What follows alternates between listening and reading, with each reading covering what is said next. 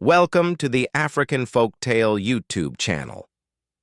The story that happened and will be illustrated in this story is about the Abacha Loot, 1993 to 1998, which is purely a dramatic story, like a historical thriller, not a documentary.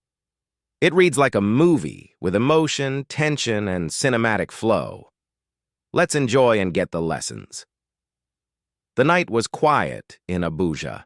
A thin fog wrapped itself around Aso Rock, and the presidential villa glowed faintly under the moonlight. Inside, General Sani Abacha sat alone at a polished wooden table. The room was silent except for the slow, rhythmic clicking of a pen in his hand. He stared at a single sheet of paper, a memo marked Urgent National Security. The memo was a lie, but it was also the beginning of something much larger. He signed it, and with the stroke of a pen, millions of dollars began their journey out of Nigeria. In the late hours of many nights, cars moved in and out of Aso Rock like silent ghosts. The drivers never spoke. The soldiers at the gates never asked questions. Inside the cars were brown leather bags. Inside the bags were bundles of crisp Naira notes. And inside the villa, a network hummed quietly, precise, disciplined, controlled by fear. Abacha did not steal carelessly. He stole with a system. Guarzo, his security advisor, drafted the memos. Central bank officials released the money. Trusted aides carried it in secret. Foreign bankers waited overseas, ready to hide it in accounts no one was meant to find. Every night, the machine consumed millions, and every morning Nigeria woke up unaware. Countries like Switzerland, Paris, London, Luxembourg. Far away from the dusty streets of Kano and Lagos, the stolen money flowed like an invisible river through Europe's banking system. Bank managers smiled politely as enormous transfers arrived. Shell companies were opened with false documents. Accounts were created under fake names. The money slept quietly in vaults beneath ancient cities.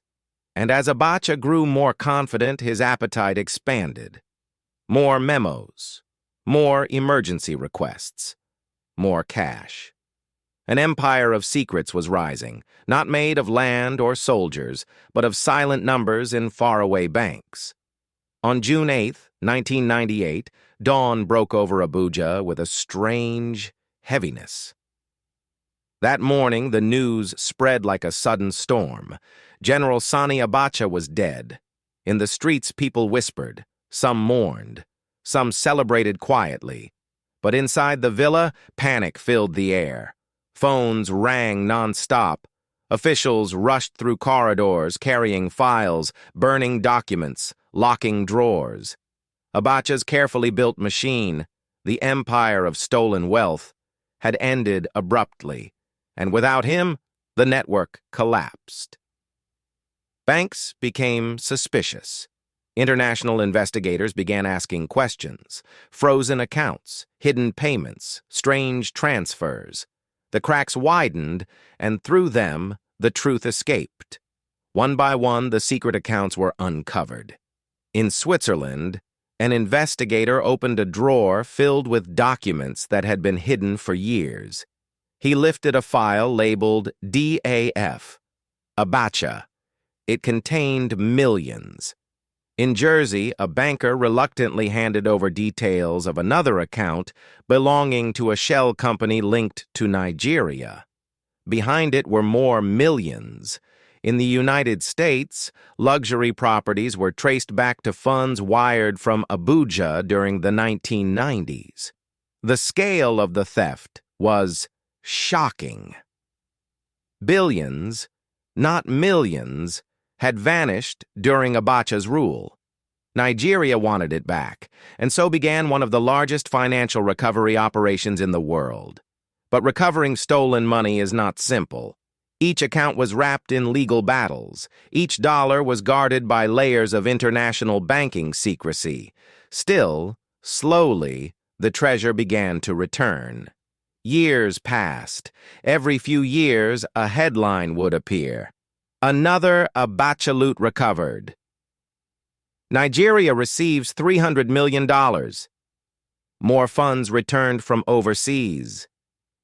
It was as if Abacha's ghost still lingered in the financial world, a shadow that refused to fade. Some recovered funds were used for social programs. Some became subjects of new controversies, and some disappeared a second time.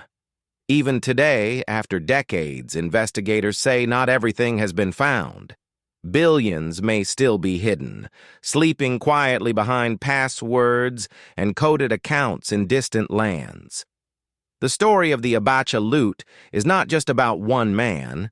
It is about power without limits, a system without oversight, a nation betrayed by those meant to protect it. But it is also a reminder that truth, even buried under documents and darkness, eventually finds light. The money may have traveled across the world, but the story remains rooted in Nigeria. A wound, a lesson, and a warning carved into history. Please, like and subscribe for more Nigeria and African discoveries. Thank you.